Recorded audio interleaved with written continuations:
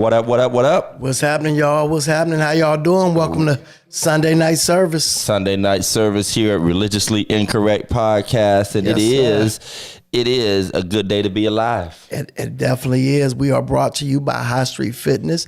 Mike Phillips. I need you to pick that voice up, man. I ain't talking loud enough. I'm sorry. I'm a little tired. Some pep in your step. I'm a little tired. Savings time. Brother been out, but brought to you by High Street Fitness. Y'all know High Street Fitness. When you're getting right and getting tight, you have to make a commitment to yourself. That's it. You got to make a commitment to your body. You got to make a commitment to eat right. But High Street Fitness is committed to help you keep the commitment to yourself. Put the fork down, fatty. Go out there and check out our man, Mike Phillips. He will help you get right. So all he does is walk around and slap plates out your hands when you try to eat. That's the whole fitness plan. What was the movie where they had to run? The higher learning, he had the football. Everybody's trying to smack the football out of his hand. Right. I love it, man. Well, I'm going to give props to Jeff because Pastor Jeff, to be jet lagged and daylight savings time. And they pushed my plane back 13 times. Yeah. Man, yeah. I'm telling you, flights is crazy. I almost stopped myself and didn't want to say something because last time I mentioned... Last time I mentioned traveling and you was like... Nah, this time I'm good. Go ahead. You flying Southwest? Was you fly? Oh, man, Mike had an experience. I was on Spirit, Doc. Okay. Spirit? I was on Spirit. Listen, Spirit is like the car you hope start up. It's like, right. It's like when I was landing, you start, as soon as they say, we're starting our ascent, you start praying right away. Right away. You just start praying. It's either that or a fight break out in the terminal. Oh, my... The hostess, whatever the flight attendants was on it. I mean, it was definitely soul playing. It was special. So Mike had an experience with Southwest. What happened, Mike? Let us know. What happened? A little bit of everything. Yeah, you name it, it happened. Dave said Spirit. I was flying from Cleveland to Baltimore. Got a text saying that the flight was going to be late. So I kind of took my time getting to the gate. It wasn't late. Oh, wow. Yeah, I was supposed to be the second person on the plane. I had to sit way in the back because I was late. He had to sit on the toilet. Yeah, man, it was crazy. and then the same thing happened coming back, man. So Southwest is getting some spirits on it, some spirit demons on it. Ever since that meltdown. Yeah, well, it's Spirit, Southwest, and Frontier. Yeah, those three. Yeah, we used to have Allegiant. Yeah. I remember Allegiant canceled on us. Hey, listen, Allegiant canceled on Shamika and I going to Miami. I think it was for the cruise. Either it was for the cruise or for something. We were going down, flying together. They said we were leaving on Sunday afternoon. They sent the cancellation text while I was preaching. I never thought I would ever cuss in church. But that's about as close as I came that day. That is funny. I said, this is it. So you ready to get started, man? Get into it. Go ahead. Let's get into it, What's man. the problem today? Here's a question. A question I have for all y'all, and especially for you. Right. For all y'all, especially you. Outside of rules and regulations, which we all have when we have a job. Right. There are rules and regulations. But do you expect a 23-year-old man right with a contract of $237 I know where this is going. $million I know where this is going. to have any type of act right? No. I had a job making $14 an hour and I ain't have no act right. I didn't have no act right. Listen. Somebody needs to save Ja. Save him. Somebody needs to save Ja from himself. And it's funny because my boys, we're talking about Ja Morant for those that aren't basketball fans. He's had the gun charges. First, what was it first? It wasn't the gun on Instagram first. It was something else. Yeah. He jumped somebody. Yeah, he jumped a teenager. Yeah. How are you even around? This is like the Migos thing. What was it? The one guy from the Migos? They got shot. Yeah. They got shot. How are you even around these people at this point? Who is your village? Who are your people? It doesn't help that this cat was not a thug. You were not a thug. Right. You grew up, right. Well, some of the worst guys and gals are the ones who were raised in relative stability and feel the need to prove themselves in a world, or just 237 million proves yourself. No, they're not even proving themselves. But I can speak from experience because I'm the silver spoon kid. It's more awkward than you ever want to think, to the point of literally playing with your psyche and your self-worth. You'd be surprised at how much worthlessness and worthless behavior you look at as a person who is coming out of probably the most stable environment, everything I could ever want. And you still look for worth in worthless situations and behaviors because you feel left out. And you feel like the square, the awkward. That took me out of college the first time around. Wow. And this wasn't even, I'm not partying enough. I just didn't feel like I fit in with anybody who had any kind of swag or confidence. And who has the most swag and the most confidence is the dudes doing dirt. Absolutely. The dudes smoking, drinking, packing, getting with all the chicks, this, that, and the other. Probably got 3 STDs. I don't care. They look cool to me. look cool to me. So I think that's become a thing while we're worried, and which we should be, by the brokenness that is in those people who were raised and, in that manner. There's a whole nother group of people who were not raised in that manner, but end up getting. And it's not even active peer pressure. This is not Nickelodeon where somebody like, come on, man, take a hit. You know what I mean? That's not it. It's you. It's your own psyche. And I don't want to say that's him. And I don't want to say he has to prove himself. But I'm with Dave Johnson, though. Yeah. The fact that I would be so far removed. But with 200, you can literally hire somebody to carry guns for you. So that. Hey, yo, kill them. hey, murk them. I mean, you can literally hire half-warned police department. You could hire Rent-A-Merc. Yo, and then too, his gun was this big. Oh yeah, right. He had like the cap gun. He had the cap gun. You like pull the orange cap off of. Yeah, but that's the thing. Like you said, but is damned if you do and damned if you don't, right? Because go live in the suburbs and never come back, and you'll be the biggest sellout this side of heaven. You'll be too big for everybody. And then funny, and I hate, because I've been seeing this, speaking of Ja, and we talk about people needing to get away from certain surroundings.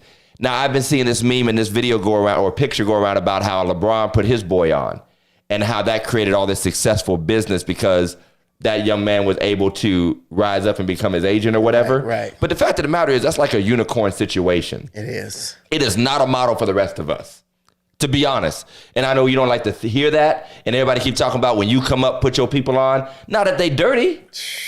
Not if they grimy and don't have the right, and you have to hope they keep the right mindset because you're trying to keep the right mindset yourself. Absolutely. We don't know what LeBron might have been on the edge of doing, or something on the side could have jumped off, and maybe just by the grace of God, it didn't become some public thing, or he didn't dive too far into it. So you're too busy trying to manage yourself, let alone somebody else. So I'm just saying, we talk about it, but it's a loser situation both ways. Come back to the hood, end up getting shot at a bowling alley playing dice or whatever dude was doing in Houston, or waving a gun or fighting.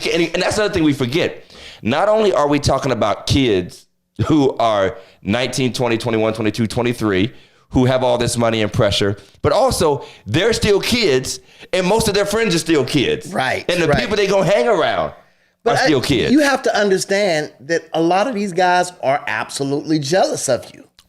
They are jealous. And you go to these, you want to be, like you said, you want to have a street cred, go back to Waffle House, go to the rib joint. You want to show off. You want to have your gold and stuff. Listen, you don't got to. Right. You prove yourself by being on TV every day. Right. You know what I mean? If you want to give to whatever Big Brothers, Big Sisters, or something like that. Them, right. But again, some of them aren't.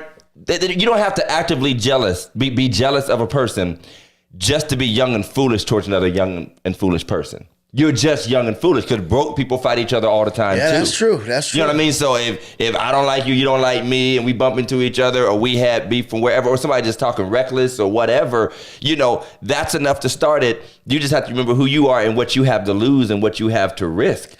And you should have somebody around. Here's the sad thing. There are pastors with 5 members that got more armor bearers and more help around them than $200 million athletes. And if I could have 3 or 4 dudes go with me to a church down the street to preach for a friend, and they make sure I'm good, right? Then these athletes need to definitely make sure that nobody, and not even nobody, that athlete If he start talking stupid, drinking too much. Exactly. It ain't got to be somebody coming at him. And you have enough examples. Whether it was Allen Iverson. Right. We've seen this story, man. Yeah, I mean, this story has happened over and over and over again. Half their NBA orientation is what not to do. What not to do. Stay away from the women, watch out for people outside the arenas, all that stuff. Even how to interact with people.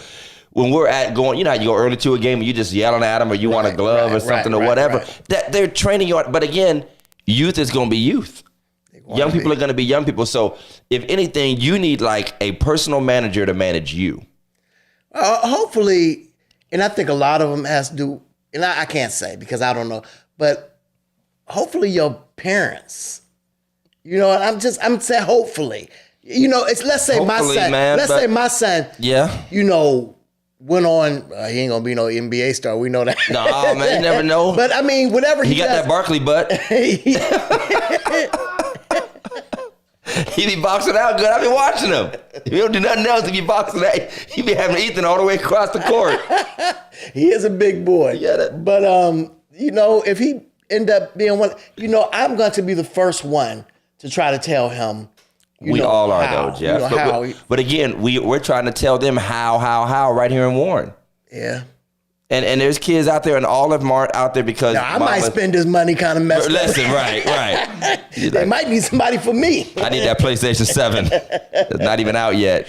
Real quick before we move on from this subject, what I'm hearing a lot of is that these young guys are role models, but we should tell our kids not to look up to them as role models. That's a waste of time. Right. My thing is, even though we teach them, it's just entertainment, they're just regular people, because they're in the press and the media all day, every day, they are still role models. There's something magical about, like I say all the time, when I go talk to high school kids, and I know this from my little ones, high school kids are role models. Absolutely. To an elementary school kid. Because once you put that helmet on and you under the lights and the band playing for you, and the fireworks go off for you, you can't tell my 6-year-old that's not the greatest thing ever. Now, the funny thing is, I don't mean no disrespect, but the funny thing is, I'm like, man, this cat's probably going to be a bum in life. Whatever, but you can't tell my kid that because we've lived long enough to see, like, absolutely. When you talk about just like us, like, you really will be at Perkins with me. You're going to be working the drive-through, not, let's say, like, your future. I'm just saying you're a teenager still. You're just a kid. You just do kid stuff. But to tell my boy that, my boy thinks they get paid $1 million a week. To play at Molotov Stadium. Whether it was Tamron Smith, Sean Patton, those guys were idols to people. Those guys were I kind of, to me, you will never get over people idolizing individuals who are incredibly talented, who have a lot of money, who are successful.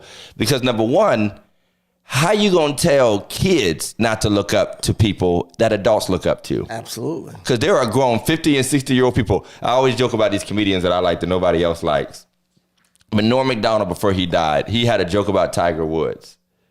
And his joke was, when he was having all his women problems and they found out he had all these chicks, he was like, all this time I thought he was a golfer. He was like, I had no idea he liked ladies. But Tiger still got problems. No, but that's what I'm saying, though. But that was the joke. The joke was, all this time I thought he was a championship golfer. I had no idea he liked to lay down with ladies. And he was like, what a hypocrite. And I'm just like, and that's the joke. Like, we treat these people like, if you're normal like us, and this is grown people, 40 and 50 and 60-year-old people will trip out. Oh, yeah. If they find out that Michael Jordan stepped out on his wife or something, and they'll be talking about, I looked up, you were my hero. And I'm like, this dude is your same age. So how are we going to say that to a 12-year-old when 42-year-olds are acting like these are special people? They're chasing them down the street, begging them for a sock or something after a game. Well, I've been to Atlanta 3 times to Candy's restaurant and ain't seen her yet. Man, you I don't even want the food no more. You don't want the food? You never did want the food. You just wanted to see Candy. We all know. But no, I mean, this is a wake-up call from the millionaires row all the way down to the neighborhood. You really do need that village.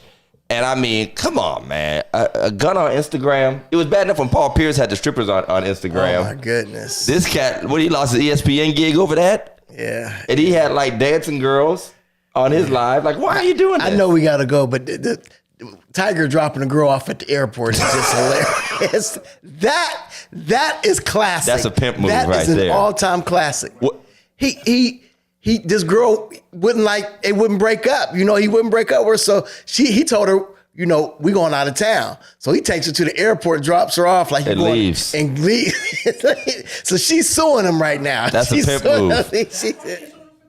She's suing him, yeah, because he made a verbal statement that he's gonna take care of her. Listen. This ain't no contract. Give her a Buick. Give her a Buick and a pair of golf clubs to call today. One of them Buicks that he know he ain't driving. One of them Buicks he know he ain't driving. Give him a Buick Regal. I wish I would see Tiger in a Buick. Buick Rendezvous.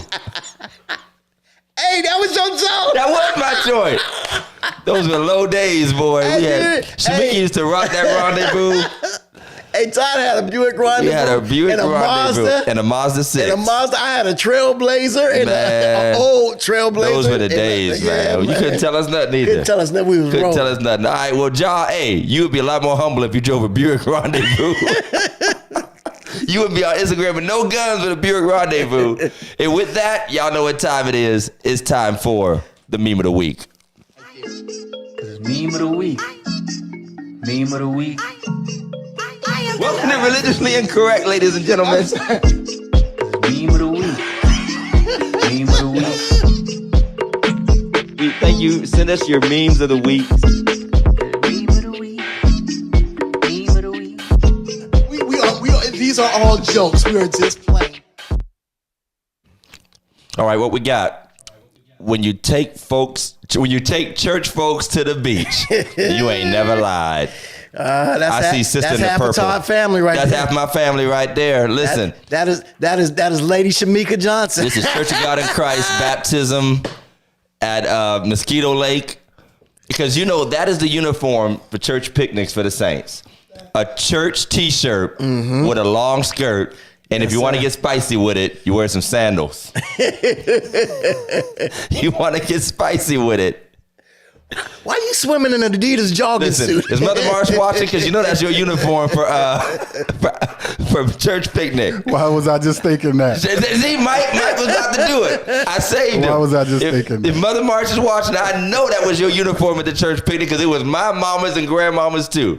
My church God. t-shirt or too blessed to be stressed. Why your boy got on church pants and church shoes? Church pants and church shoes on the beach. Rocking That's what I'm talking about. Rocking That's it. the pastor.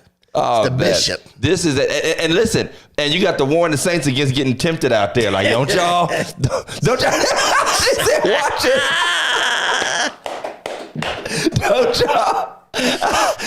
Don't y'all get tempted with all them ankles out.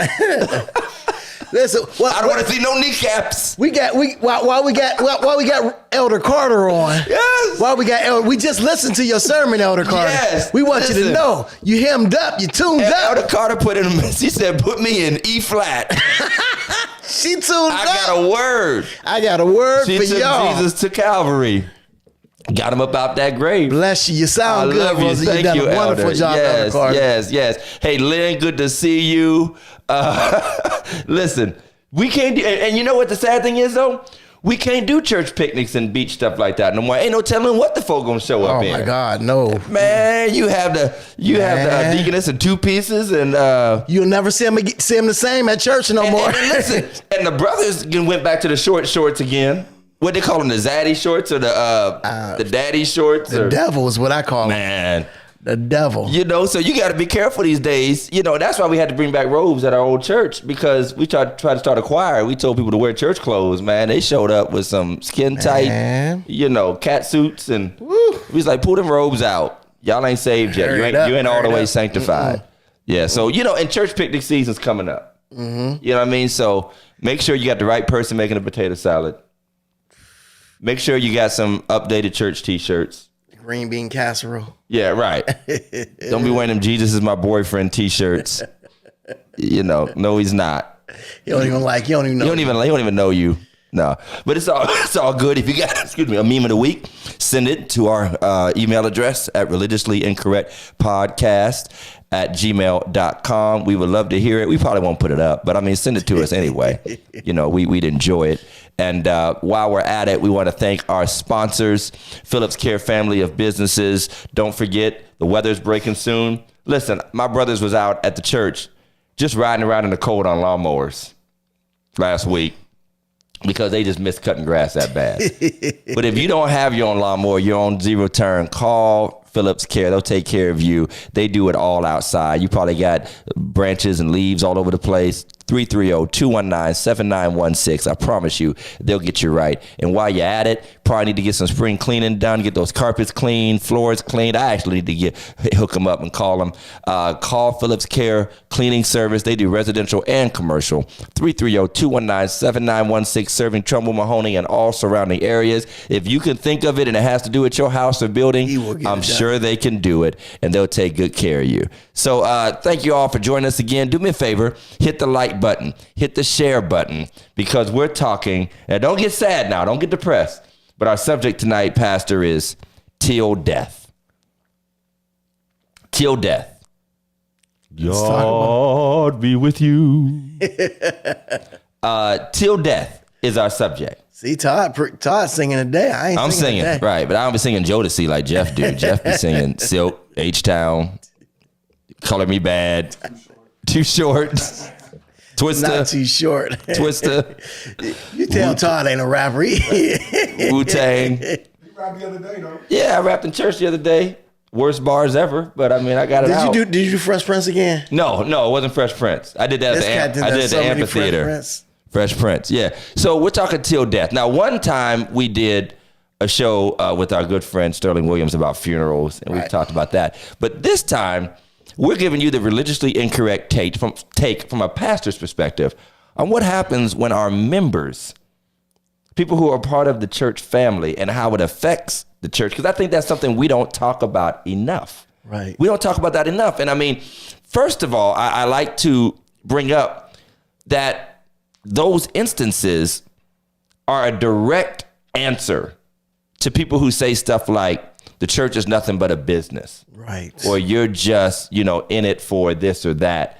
Because if nothing else brings out the family feel of a church, and sometimes it don't matter how, I hate to use the word dysfunctional, but how crazy, just like your own family, we can be.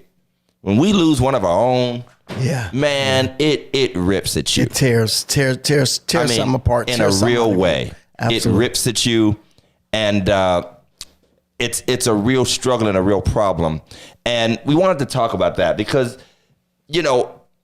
I never thought growing up in the church, the same church I was in my whole life, and then coming to Second Baptist, I thought first year or so that, I'm going to become, or I had a bad vision. Put it this way. I had a bad vision of like, okay, when you go get assigned to a church and you're not raised in it or whatever, you just become like a working pastor of the church and you don't really get attached. Right. Man, in no time at all, these people, that brother-sister stuff is real. It is. Brother Mars, sister this, brother, that's real. And then if they're older than you, they become like your aunties and and uncles to you. Absolutely. Some have like grandparent figures to you. The little ones have like niece, nephew vibes. So when something happens to one of them, it tears at you like in a real way. And I know you've experienced it. Oh, so much. I've experienced it. And I think the number one thing that I would say about it is, if you ever thought that church is not a real family, even with the messiness that humans can be, let somebody pass away. Man. The person you was gossiping about, you be crying. You be crying. And then, it's not just that passing away or that funeral. This is an ongoing, because most likely they had a seat that they sat in every week. And you look out and you don't see them there anymore. You knew what time they walked in. Right. They had something that they said, how they praised, how they acted. Or I wish I had such and such here with me because they'd help me out. Even if they didn't do nothing, or they were one of the quieter people, or even if they were like a problem person, you missed the problem. Like I miss. Her name was Miss Violet Clark. Everybody knew Violet Clark. One of our. I mean, she was like a pillar of our community, very politically active. She was the one that when I ran for commissioner, and I ran as a write-in against a high, a very prominent individual. I went over her house. She was very plugged in, and she was like, "You stupid, right?" Like right to my face. She was like, you stupid, right? You ain't gonna win.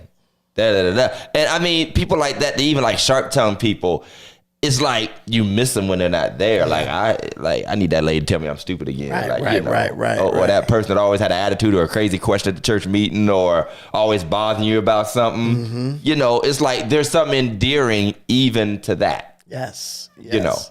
And the connections run deep. And one of the things I thought about was, first of all, like the emotion you feel. Because when death happens, let's just be honest, you spent your whole life praying for the health and the well-being of the members, preaching and teaching that God is able to keep us, believing God oftentimes for a miracle, which sometimes I think we need to tamp that down a little bit. And not all, I mean, come on, somebody's like 112. Yeah. And like grew up with Abraham Lincoln and they get sick. It's like, why are we, okay, I believe God for a miracle. Perfect example. I saw the Minnesota Vikings, the guy from the guy that, I don't know if you remember him, his name was Bud Grant. He was like Mr. Minnesota Vikings, like 60s, 70s, 80s, 50s, all the way back. So this dude been retired, but he was like Mr. Minnesota Viking. We know, almost like, he's like the Jim Brown. Okay, of Minnesota, right? He died. And they put on Twitter, we are shocked. He's like 98 years old. They're like, we are shocked and devastated by the loss of Bud Grant. Like the surprising, I'm like, surprising? Like, you should have died a couple years ago. You could be more saddened, you know what I mean? And all that, but like shocked? Right. But I guess the thing is, there is an emotion there because you have to carry on. Right. We have had times where I got the call that morning. Was at the hospital. My grandmother died, who was the mother of our church, my father's mother. He told me that morning and said, Todd, I need you to preach. And I was just a minister, elder, or whatever, then minister. And you're still supposed to carry on. Absolutely. And get up and say God is good and blah, blah, blah. Like we don't wrestle with what that weight really is like. Then, response, like, it's so awkward. Like, I don't want to be telling y'all to praise the Lord. You don't want to praise the Lord. We know we're supposed to. Then you can, like, force your way through, but you're still broken on the inside. Absolutely. And some of that is an outburst. It's not even real praise. And we've tried to make it easier for y'all by changing the name from funeral to homegoing. Man, listen. Try to celebration of life. Celebration. Get up and put your hands together. And, we start off with we're not just here to mourn the loss, but celebrate the life. But behind all of that, it doesn't change. There's real feelings. It doesn't change. There's real pain. Our heart is hurting. And, And it's almost easier, I hate to say it like this, but it's almost easier to have the funeral, especially that first week, than it is to have church. Oh, yeah. Yeah. It's easier to have the funeral than it is to have church. Absolutely. Because the funeral is the set time for that. You're prepared for it. You can busy yourself. Everybody in the church is busying themselves with funeral roles. Right. Nurses minister to family. The cooks get to cook. The preacher is obviously going to eulogize, probably greet other people or whatever. But here's the weird thing. In church, you just got to do church with nothing to distract you. You know what I mean? And so that makes it tough. So the emotional toll is real. I've watched people, and I said it a couple seconds ago as a joke, I've literally watched people fuss at each other.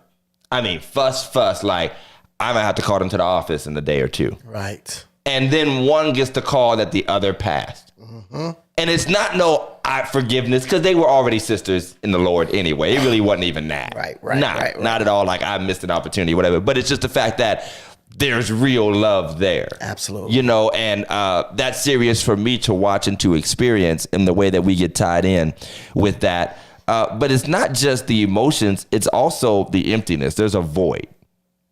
There's a void. And let's just be clear here. All deaths don't impact churches the same. Well, but when you get that individual or individuals who either meant something to you personally, I'll give you an example of I had two people. Of course, we had several, in the last year. One of them in particular, two of them, but one of them I'm going to point out, and I'm going to say his name is Bert Johnson. He was my realtor, family friend, grew up with my father. No relation, technically, no technical relationship there, but he wasn't a prominent figure in the church. He would slide in every 8 a.m. service, sat in the second to last row. Right. Always stood up for my preaching when I got happy, just to support because he loved me and all that kind of stuff. He was not the most significant person. Like, the church can't go without him. He makes all these decisions. He's doing stuff. He's always working. He has a job doing his thing, but he was important to me. Right. So that really, really broke me personally. Like, this is the man that put me in my house. You know what I mean? Then there are people who are important to the church. Right. Deacons. A minister. Mothers of the church. And everybody feels, like you said, that seat, that function, that face, that voice. They were like the point person for so many others. You know who's tough to lose? That one that could get other folks straight for you. Mm-hmm. Get other folks motivated for you. Get folk to give for you. That person that could be like your ambassador in the congregation. Right. Like, if they stood behind your little project or your idea or that special service, you was going to be all right. Absolutely. Like, you would wait on them to give their seal of approval to what you're doing, because you hope people going to get with it. Right. But full well, let's be real here, especially if you're a younger pastor, you ain't been there that long. Full well that your voice, they can say amen or not, they had all you want. But until those pillars, that person say, I agree with we pastor. Can build it, or we should do it, or they say, I can't wait to put my t-shirt on and go outside or whatever it is. Then everybody jumps on. Man, when you lose that void, I done a funeral last week for my auntie. 97 years old. She was a willing worker for 80 years. They call them willing workers, and they're the ones who make sure the food is done. Oh yeah, man. She's like the queen of the green beans, right? And they said she basically said, if I don't show up, somehow it's still going to get done. But, that was her motto. You know what I'm saying? Right. If I don't show up, it's not going to get done. Right. When you lose a person like that, right. You lose something. Yeah, that does something serious to you. And you're absolutely right. That willing worker. And it's funny because those types of people are the people that they're always wore out. Right. But they'll never stop working. They be like, Pastor got me doing all this. I got to do this. And then I got to do this. And I got to do this. And as soon as somebody else show up, they're like, they taking my spot. They'll call you. Pastor, I see you had such and such here. Are you replacing me? You don't think I'm doing a good job? Right. No, you've been complaining the last 79 years. About the 18 We're trying to get you some help. You're in every auxiliary. You're the janitor and the choir director. You cooking fish with Murray's oil. Right. You stirring greens in the choir stand singing at the same time. And getting ready to do the welcome. But then you miss them. Yeah. And then here's the other emptiness that nobody talks about. My treasurer brought this up because we had a wealth of passings this year. And she was honest. She said, and you also miss their support. Yeah. Their giving. Oh my goodness. Their money. And I'm not saying you were just good for money. Right. Or but honestly, when core people and key people and dedicated and committed people pass, obviously, a part of their commitment was the fact that they were very supportive in the financial sense of what the ministry was endeavoring to do. And in this day and age, whether it's work or finance, it could take you 3 or 4 families to replace what someone else, had did over the course of their life.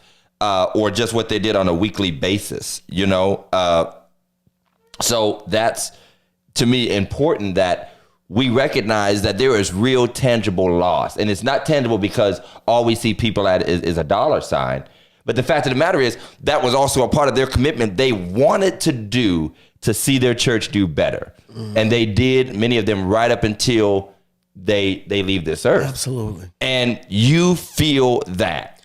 I have members right now that I literally, and I've been at Progressive 3 years, that I've never seen that write in checks because they're dedicated to that's the way they show their dedication Right. to the ministry. Especially since they can't. Yeah, since they can't be there. Right, You know, right. but they still, I mean, I'm not being funny, but some of these young folk, if they ain't showing up on Sunday, they ain't giving that Sunday. And they ain't giving if they show up. they ain't giving if they do show up. They come with a water bill like, hey, pastor. They come with a water bill. They bring, they put the Silver water and bill. gold. They put the water bill in the tithe thing. They put and they come up to the box, and I'm like, you gonna give your tithes? They were like, silver and gold have I none, but such as I have give I thee. They write on the back of the water bill, see me, sir. Right. See me. In the name of Jesus, pay my gas bill. But and you all know, and not to be funny, but I bet you some of these pastors, man, I'm not like this. Not me. But man, they probably be the ones run up to the hospital every time they say Sister Bertha's sick, and they be trying to ask God for a miracle because they ain't think about her. They think about that check. They think about that money. Trying to get her to put some of that trust in Hey, can church. you put me on your life insurance? Right. Right. So I mean, but here's the other one, and I had this distinctly in and out of my church, and I can name them off. The most devastating part of my last year or so was that some of the people that left this earth were some of the most supportive, positive people I'd ever had in my life. Absolutely. I'd ever had in my life. And the good news is, the bad news is they're not here. I mean, I'm talking Elaine Price, Locke Beecham, Barbara Wallace, Sister Skates at our church, of course, Reverend Hall, Tim, our trustee chairman. I mean, these were people like, we can do it. You can make it. I'm proud of you. Right. That was just devastating to experience. But the good news is all the words they spoke are still with me. Absolutely. All the words they spoke are still with me. And that to me gives me some. But, there is nothing like people that not just money, but not just presence because it's their church, but they're truly in your corner as a person. Mm-hmm. Like, there's nothing like that. When somebody is truly, hey, Brian, your mama, when somebody's truly in your corner as a person. Like loves you for you, takes you in, treats you, tells you it's gonna be all right. I don't mean it. They don't be like on the side like, I don't know if I like that. But they'll never like beat you down with it. You know what I mean? Like they'll never put it on you like that. And so that's the void that we deal with, the emptiness. Yeah. You know what I'm saying? And I think that one of the things we have to do with that is constantly build relationship beyond your core. Right. Because you're not guaranteed to always have your core. Absolutely. Okay, here's another subject, Jeff, on this vein, and y'all tap in and talk to me. I go to an older church, you do too. Mm-hmm. Church been around 106 years. There's a lot of names that are on walls, on windowsills, on plaques and stuff. I don't even know the names. I couldn't tell you. Somebody had to tell me that was my grandmother. Right. That was my great uncle, whatever. Here's where it gets shaky when members die. Is the inequity in acknowledgement. Because remember, all members are equal in God's sight. We love them. Right. But let's just be honest. Some might be seen as beloved more than others. And sometimes it's dependent on who has someone to speak for them after they're gone. You know what I mean? Oh, yeah. Like you got that one that if somebody passes, immediately somebody is saying, we're going to name the scholarship in their honor, or I want a plaque on the wall, or I'm going to give this vase and put their name on it, or I want to make sure they're memorialized. You know what I mean? In some kind of way, picture or whatever. And somebody else might pass and might not have that figure. Absolutely. And I think sometimes it's not even about the figure or who, we say it all the time when we eulogize somebody. You know, I can't actually eulogize you. You eulogize yourself during your life and what you stood for and the things that you've done. It speaks for itself. And oftentimes what somebody has done or has not done Right. weighs heavily on the outcome of how this, grieving process goes. Right. And what somebody has or has not done, you're absolutely right. But I've run into situations where I can clearly recognize that a person is not getting their just due. Absolutely. Is not getting their just due because maybe they didn't have 30 family members that went to the church. Or they weren't best friends with a prominent figure in the church. And when I say that, I don't mean that in any sort of derogatory way, but that makes a difference. Absolutely. And nobody likes to say that. That's why the show is called Religiously Incorrect. Because right. nobody likes to say that, but it's true. And there are some people who are more, unfortunately, quickly forgotten at the grand scale. And honestly, pastors, we reflect that because if we're not careful and the name isn't being spoken as much, we also are not going to speak that name as much if we're not intentional and careful. And I think that is our job as pastors to reflect it, especially during the eulogy process, because oftentimes maybe they didn't have the but go further, Jeff. No, what I'm saying, they didn't have the the name, they didn't have the clout, but they were the ones who showed up every week. Right. They were the ones who cheered you on. Right. They were the ones who just called for no reason. Hey, Pastor, how you doing? And I think, sometimes it might not affect the church, but it affects affects you. Right. Mentally, our heart is broken because I know I'm going to miss that call. Right. I'm going to miss that encouragement. And everybody else might not have saw him as, this great person. Maybe they didn't give the most money, but they were important to my process of getting me to where I am. And honestly, I mean, everybody, and I mean that physically, everybody is seen by us because when they're gone, they're missed by us. Absolutely. There are people, honestly, that are basically casual church members. But boy, when I look out there on an empty Sunday, I sure wish I had that casual church member.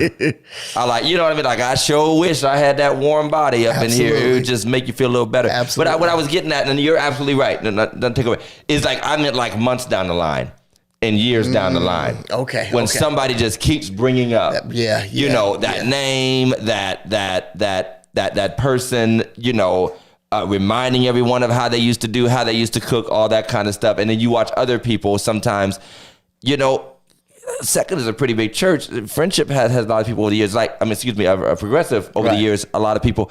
It's so many. I know you can't say them all the time. Right. But there are some that I think get forgotten about a little bit. And sometimes I don't know how to feel about it because in some ways it's on the people. If you love them, speak of them. You know what I mean? Because here's the honest truth. We tell people that you'll keep their memory alive. Yeah. But do they? You know what I mean? Do they? And I don't want to blame nobody and make anybody feel bad or anything like that. But if it's your beloved friend, person, and I don't mean this again, don't talk get mad at Pastor Todd, and you let the world forget their name. You know what I'm saying? I'm not saying you got to walk in with spray paint, spray it on the wall or nothing, but because I'm gonna put you out. That's. I have a personal, and I don't even know how I want to say this. I want to try to frame it in the right way. My mother died, I think, 18, 19 years ago. Mm-hmm. Probably for the first 10 years, on her birthday, I put 1 million pictures up and, RIP, my mother was this and my mother done that. As the years went by, you know what I mean? I might put one picture up and thank God for your life. You know what I mean? It's not that I forgot about her. Right. I don't know. Sometimes I feel bad. Sometimes I feel like maybe I should do more. Maybe I should, I want to keep her name alive, but obviously she's not alive anymore. I don't know. It's not right or wrong, but it's just, it's hard. It's not right or wrong. It's reality. Right. Perfect example. We can. I don't want nobody saying, on her birthday. And no disrespect to anybody. No disrespect to anybody. But I don't want nobody saying happy heavenly birthday, oh, man, Karen. listen. I don't. No, We be She like, died happy, was just 47. we be like, happy heavenly birthday to like Abraham Lincoln. Like he would have been 192 years old. Not having a birthday party up there. No, he It's wouldn't. not happening. He would be dead. He would have been dead 400 years. But yeah, I mean, I feel like there is a waning. And so, okay, here's a church complication that I like to talk about. What happens when those people's names are on things and time passes? Everybody who knows them and knew them. And then that hymn book gets old and worn out. And it has somebody's name stamped on it because their family bought it for them. Or we're getting ready to replace that table that had donated by the Johnson family on it. Because I've been through this. I had a piano that was donated by somebody. I mean, that joker left this earth over a DJ Haddon concert because I needed a DJ booth. And I was like, this piano got to go. But like, that's the thing. Like, they were important to somebody. At some point, let's say we remodeled something, did this lobby or whatever. We got all these pictures on the wall. Like, I got to find a place to relocate these pictures or do something with them. But let's just be honest. Everything ain't going to make it. Right. I am sure in the original church, there were names and whatever way back when up into the 60s. We get in this church, then we put more and more names on. And you're trying to remember those names because that was the whole point. Let this legacy live on. But at some point, life just happens. You know what I mean? Records get lost. Absolutely, Things can happen and there's nobody around to speak for them. And so that can be, you know, it can be troublesome in a way. You know, I want to turn a corner here, Pastor Jeff, and maybe lighten it a little bit. This has been kind of a heavy show. You started off with this ain't gonna be a heavy show. Yeah, I thought it's not gonna be a heavy show. And then I was like, everybody's dead. When pastors die. Wow. I said it today at Pastor Harrison's church. I said that I have to learn how to take care of me for me, because the honest truth is, if I die, the church is going to put a black cloth maybe on my chair. And within a few months, if not 30 days, they're going to have Pastor. Yeah, they're gonna have resumes out. Pastoral search committee. Search committee, yep. Pastoral search committee. So it's like, you know, I've experienced a pastor dying when I was young, and he died unexpectedly. Got sick, heart condition, and I don't even know the timeline, to be honest. It wasn't very long though, of sickness. And I remember the devastation. I also remember the exodus. You know what I mean? I remember the exodus because a lot of the church was his family. Mm-hmm. You know, I remember the awkwardness of who's next when there was no succession plan. Right. You know, I remember people patting my dad on the back and then talking about him behind his back. Because he was not, and his dad still isn't, he was not the most preaching person you ever want to meet, but he was a solid guy. And, you know, probably the best choice, but is what it is. Watching things be unanimous, but not unanimous. You know what I'm saying? Absolutely. It's like we play these games, like we're all together and we're going to stick together and we say all this stuff because it sounds good to say. It's like when a matriarch or a patriarch of your family dies. We all gonna stay together. I'll see y'all at the next reunion. You know, we gonna keep in touch. We gonna keep in touch. We gonna keep mama's house. Go around getting everybody's number that y'all never use. Right. And let me get your number. Let me get your number because I'm gonna call you and we gonna go out to lunch. I'm up in Cleveland all the time. You ain't been. Last time you went to Cleveland was Zanzibar's. Right. So I mean, like, how different is it, Pastor Jeff? Because I know you've seen some things. Oh, absolutely. I was privy to being up under the late, great Reverend Elizabeth Powell, who was one of the first woman pastors of Youngstown, Ohio. You know, where Reverend Quattro Simon actually installed her. She was also very good friends with pastor from Third Baptist, was Reverend Lee. Oh yeah, Lee. Morris Lee was always at our church, and when she passed away, you know, she lived long enough to see that building built, right, and to move into that new building, that new edifice that they had. But to watch the transaction was it was rough, because who takes her place now? Who takes the place of this matriarch, or somebody who was that important to the community, who was that powerful? I think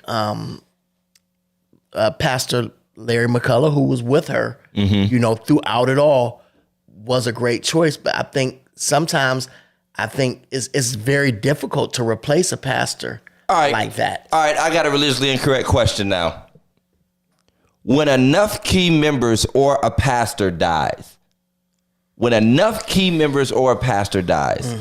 has the church lost its soul and foundation so much so that it probably just shouldn't exist anymore?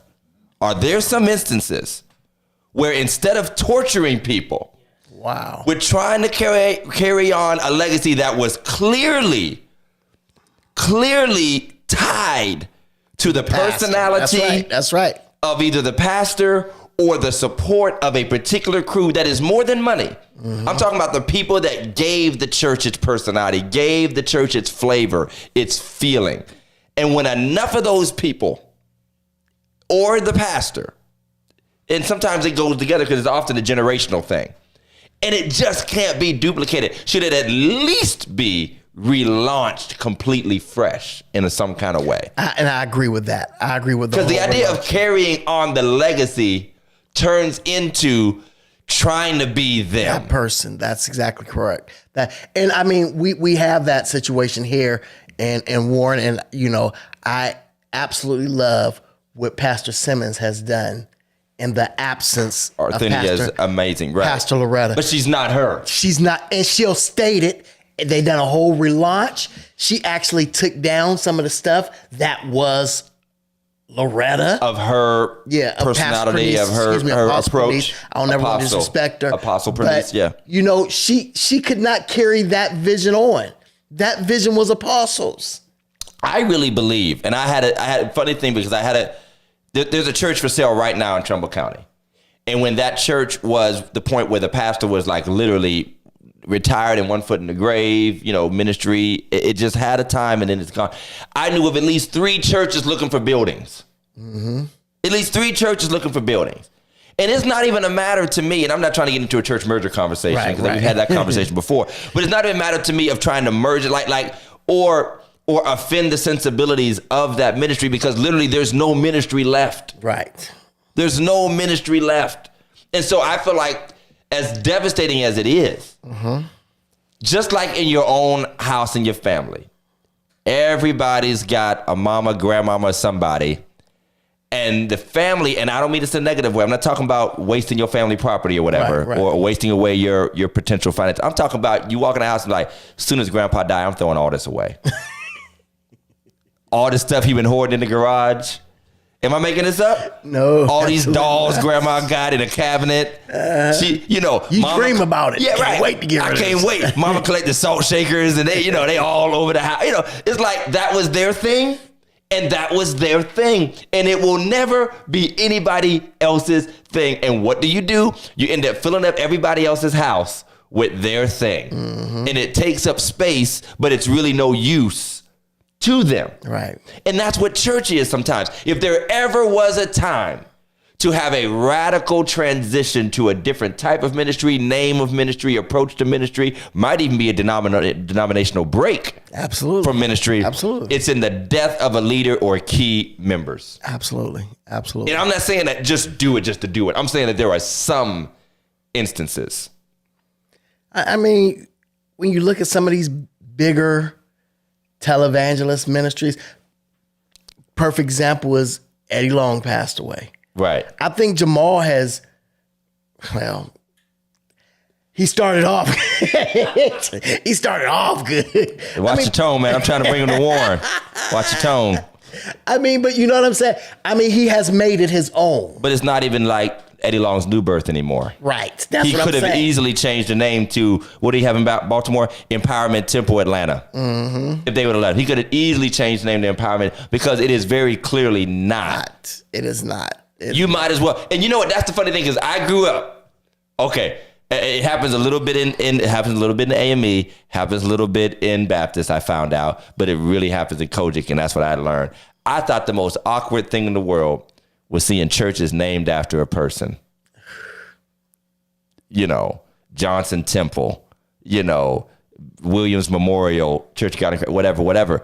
But the truth of the matter is, it really is centered around the person. It is. It is. Until they die. Mm-hmm. Now you're just using the name as a label, but it doesn't resemble anything of them anymore.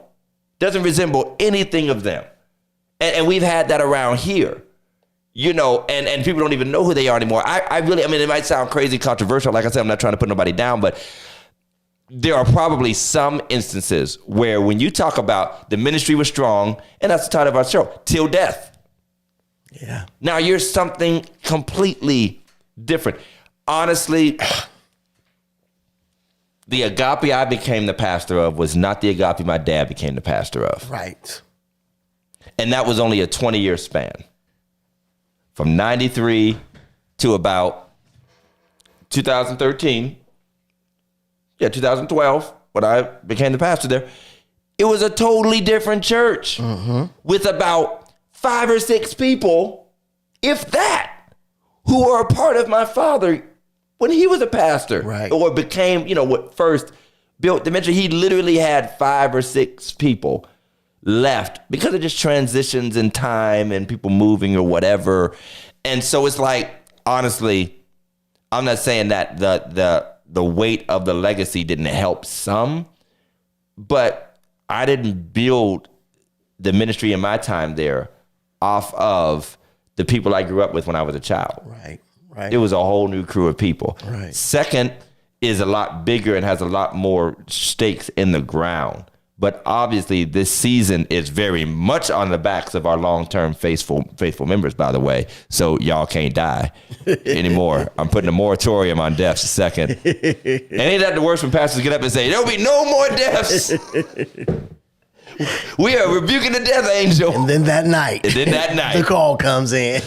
we humbly bow to the will of God. I'm like, wait a minute. You was telling God and the people no more deaths. But I mean, I just don't know how I feel about that, because there are some churches that are congregational centered and they'll tell you to your face, I was here before you got here. I'll be here when you're gone. Then there are some churches that are very clearly centered around either a pastor or a small core of people. I was fortunate enough to take over Beulah, and Pastor Wiggins had been gone, I think, 5 years. No, Progressive. I mean, no, Beulah. Beulah, not Pastor Wiggins, Pastor Logan. Okay, yeah, Beulah. Right. Yeah, he was gone 5 years. So they went 5 years without a pastor? 5 years without a pastor. And I think Pastor Pastor Wiggins was gone at least 3 years before I got there. So I didn't have to deal with as much of their legacy. They had been detoxed. Yeah. They had different pastors coming in for months and years, and so. But I think it would be very difficult to go in some of these, as if I would have went to Third Baptist. Right. That would have been a difficult transition to me. And let's just be honest, man, because we're talking about Til Death, and this can be the most dynamic example. And Marlon, great question. We're going to get to that in a second. Great example. But like you said, 5 years between that. Now, I think Sister Logan was alive for a while, right? Sister Logan she's still there. Yeah. She's still there. Okay. Mm-hmm. But coming in and First Lady's still staring at you. And I'm talking like fresh. I ain't talking 5 years. Right. I'm talking fresh. Now, it doesn't always have to be pastor. It could be very prominent deacon or deaconess or trustee or whatever, and their whole family is still there expecting you to do it the way they know their family member would have had you to do it. Yep. You know what I mean? Or wait for you to do something so that they can accuse, and I'm not saying accuse in a super negative fighting way, but just insinuation. Oh, yeah. Just that feeling that, now that Uncle so-and-so is gone, I see he doing all the stuff that he couldn't do when he was alive. And but that's real. Again, it's Til Death. Like, we're at this place, but we also understand that a person represented the fabric and the feel and the flavor, and we're gonna get to Marlon question in a second, and the structure of the church. I think it would probably be more difficult for somebody who was there with the pastor. Yeah. Because now I think they really feel like you need to continue the legacy on. This is the way we always done it. This is the way and we so always you done might it. have your own vision, But but those you are have 7 to words, the almost, 7 last words of a dying church. You know, this is the way we've always done it. Right. And so, I mean, to your point, even after 5 years, they still called her Lady Logan.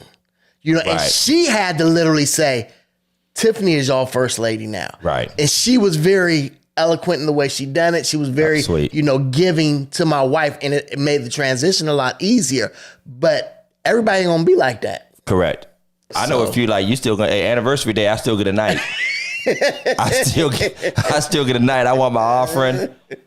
Put up Marlon's question.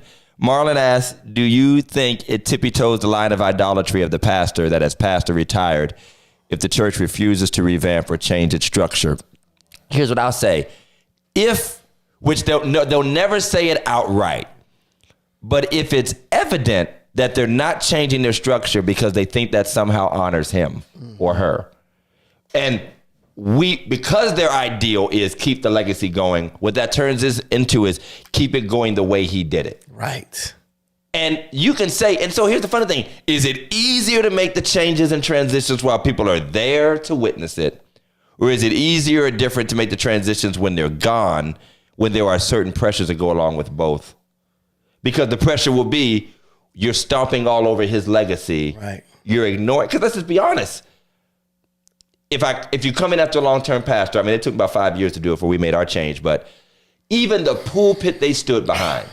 Right. The pulpit they stood behind, the chair they sat in. Okay? You move that and say, this is my flavor. This is my flavor. Absolutely. We think this is small, but the reason people might fight chairs for pews, because grandmama sat in that chair, bought that pew, sat in the pew, liked to sit on the edge right there, and I attached that object. That's, I think, tippy-toeing a little bit. But again, I think what we do is we talk too much about pastors and we forget that there are often people who prevent it too, including in death. Because now the way to honor them in our minds is to keep it the same as when they were alive. Right. And sometimes people, whether it's their friends and family or the people who work beside them in ministries, they expect it to stay the same, or their family expects it to stay the same because their mama, their grandmama, their uncle, their daddy, their grandfather was such a big part of the church to make it what it is. How dare you change it from what he made it? You know what I mean? Like, that's real. And it's not that I don't understand the sentiment of it, but it's easy to talk. Church needs to change, keep up with the times, until it affects the thing that's sentimental to you. To you. That's right. You know, until it's that thing that, let's just say, we had a Easter tradition, and Sister So-and-so did the plays all the time. And as she passes, I say to myself, you know what? This is a good time to just transition away from plays. You're killing my mom's legacy. You killing, da-da-da-da. And some people will literally leave. Oh, yeah. They will literally leave because they just doing things way too different over there. Listen, now. I told y'all months ago. Yeah, it's not way different. It's not way different. I'm just doing it the way God told me to do it. Man, you still driving a 72 Buick? No. You drive a way different car. That works off a way different fuel. Right. That you probably park in a way different house, wearing way different clothes. It's natural. But I told y'all months ago, the church invented quiet quitting. Yes. Church invented quiet quitting. You know what I mean? So, and I'm not talking about dying, but I'm talking about when death comes. And let's go back to that death. Family members find it hard even to come back, even if they have no complaints, even if they're not sentimentally tied or they're not bitter about, something changing. Because that, especially if it's a matriarch, a patriarch, whatever, one or two things is going to happen. And I'm being really rough, like blunt, like probably messy, but one or two things is going to happen. Either family is going to dig in their heels or find it impossible to go on without that loved one. They either dig in their heels, and sometimes in a good way, like, I'm going to get to work because mama would want me to. But what happens more is I'm going to demand and insist on certain things stay because mama liked it that way. Right. But the other part is it's not I hate the pastor or I don't like the change or I don't accept this. It's just that because this was our link to church and it brings back so many memories, especially if they're struggling with grieving, I can't be in church the way I'd like to. Right. And so then sometimes you lose a whole family when you lose a person. Yep. And again, it's not blame. I'm not saying y'all unfaithful. Because it's easy to say, you got to be strong. Man, listen, I can't say when something happens to me if I'll ever want to walk in my dad's house or drive one of his cars or stand in his pulpit. I can't say that. And I can't say that if I would, that somebody else should. Right. You know what I mean? Like if that's my thing, and my memory is, hey, I could get up and preach at my father's church somewhere that God forbid happened to him. I could get up with that. Somebody else might be like, I can never see myself doing that again. I had a young lady, and I laughed at it when I was young, say, I can't come back in your church because my grandma died, and we had a funeral here, and this is when we was at the school, and I just don't feel right coming back in here. It just messes with me. And I just, the 20s, stupid. Laugh, not laughing, but thinking less of her. Right. Like, how petty a thing. Right. But, it's weird going to St. Paul now. My grandmother was a missionary for, I don't know how I'm going to feel the first time I walk in there. Absolutely. You know what I mean? So I think that there's so much that goes into death beyond the death. You know what I mean? Every time I do a funeral at Black's, only funeral I can think of is my mother. Wow. Every time I see that casket laying there, I see my mother laying there, no matter who's in it. Even if it's a big 300-pound dude? I hope not. Well, nah, but I'm just saying it's very difficult. Right. No, you're absolutely right. And that's, sometimes you have to, as a pastor, you have to have, sense, and you have to have sensibility, apathy. One of the things I done was name the fellowship hall, the Pastor Logan, whatever, I can't remember his first name, Seth Logan Fellowship Hall. And it gives them that sense of, you know what I'm saying, still. I'm going to name something like that. I can't remember your name, Classroom. I can't remember your name, Jackson Classroom. And that's another thing, by the way, when you get into the name and stuff after people show. Oh, my goodness. Like, listen, okay, I had one. Don't tell it. I had one. I think they were like a pseudo member of the church, but they were like a pretty notorious individual in the community. And when they died, some family members was like, we have recently started working on this building. My partner started working on having this building. And it's like, can you name this building after them? Like, what am I gonna call it? The Warren Trap House? What am I gonna call it? He killed 9 people? What am I gonna do? But yeah, so then you get into naming stuff, and I was just talking about taking down some plaques or moving some plaques. And I'm like, man, these names mean something to people. You know what I mean? They mean something. So I got to find a way to keep them around, and make sure they're acknowledged because it's going to matter to people. But, I think the moral of the story, as Mike would sometimes say, what's the moral of the story? The moral of the story is that like a family, it's like because church is such an amalgamation, like this weird mixture of everything. It's family, it's spiritual, community. It's a business. It's a business to the effect of an organization. It's history. It's like a doggone museum at the same time. It's never just one thing when somebody dies. Right. It's a lot of things. Right. One of the things we done at Gamaliel when I went to training was, they done a timeline. Okay. They done a timeline. They say, where do you fit in this timeline? These are all the people who started it and came before you. Wow. This is where you came in. You're part of this Gamaliel family. You're part of what we're building in this community, in this beloved community that we're building. And I think that's what I do and what I look at, especially at Progressive now, especially Black History Month, because they take out all these pictures. Right. And I go through and I look at them and I look at these people who I've never met, I probably never will meet, I probably never saw, but I fit somewhere in that timeline. Right. And those people before me had a presence and they had purpose and they meant something to somebody. And so I never want to take that away from them. So I want to end on this note. Perhaps there's a little bit of a fear in me, to be honest.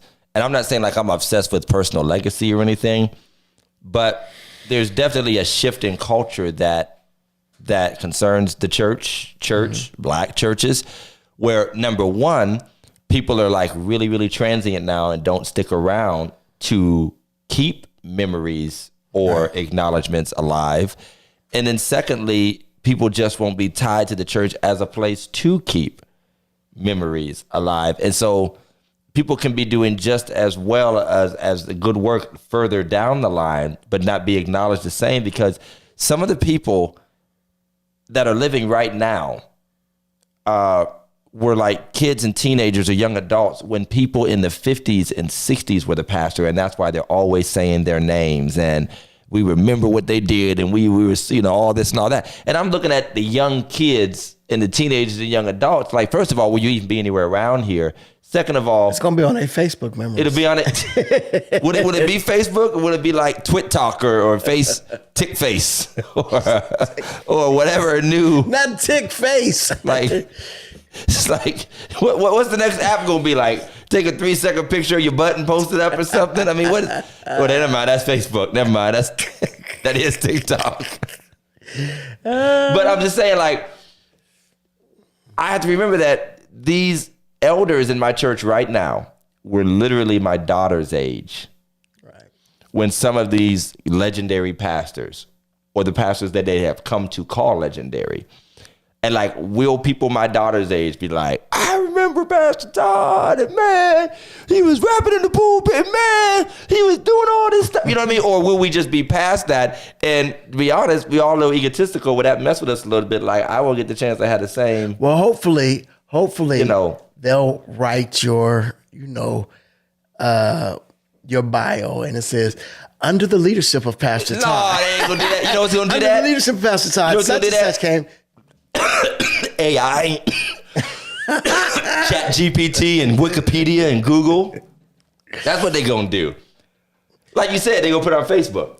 Yeah. They gonna put it on Facebook. But I mean, they have that, and those, especially at the yearly, under Pastor such and such, this would happen, this would happen, this would happen, and they done this and they done that. And yourself, I've done some major stuff at Progressive already. You've done great things, and I think you'll have a great resume that speaks of itself, of all the wonderful things you've done, not only at Second Baptist, but here in the Warren community. No, I mean, at the Gap, they do like they did at my old church, where they take a line out every year. Now they're down to, he was the pastor once. He once was here. He was here. He existed. It wasn't a phase. Heck, the other day when I went over to Beulah, I was like, I wonder if they still got my picture. Right. I just took my picture down. They took you down like Thanos, like the snap. We came back. Never existed. It never happened. Well, y'all, I thought it was a good conversation. I know we weren't up for the laughs and the yucks like we were, but I thought it was a good conversation to talk about the feelings and transitions and emotions. Absolutely. Great question, Marlon. And I think we all should be reminded, and something that's funny about me is the more I develop in spirituality, the more I acknowledge our common humanity. Yes. And I know that bothers some people because they want to be pie in the sky like all the time. But to me, I become a far better minister and hopefully a better person because I operate out of God's leading and the Holy Spirit and all that, but in the reality of humanity of what I and others are dealing with. And death is a part of it. If we was all such good prayer warriors and all that stuff, all them old folks would be alive, stalking around like Thriller dancers in church. Right. Nobody would be gone. Oh, skeletons and right. Bring them back. We don't need that. So I hope y'all enjoyed the show. Any last words, Pastor Jeff? Great show, man. No more funerals this year. No funerals. I ain't gonna say it. No funerals for me in 2023. I think I've done. Yeah, I've done a couple. At a Progressive since I've been there. So hopefully 2 total. Yeah, since I've been there. Man, I did 2 yesterday. No, yeah. I mean, it's gonna happen, and we just gotta prepare ourselves for it. Prepare. Big Mike, any words? Any comments? Nothing. He's good. He's over there crying. He got tissues. It's like watching a Hallmark show. Till Death Do Us Part 5 on Tubi. All right, y'all. Hey, be sure to like and share our pages: Facebook, YouTube, Instagram, Twitter. Be sure to check us out on whatever your audio podcast platform of choice is. Like, share, comment. You're always welcome to leave your feedback, even if it's after the fact. But hey, until next time, next week's Sunday night service. Please come out. Next week we're going to be talking about twerking in the pulpit. Twerking in the pulpit. It'll be fun. Preachers who twerk. Y'all take care. Peace out.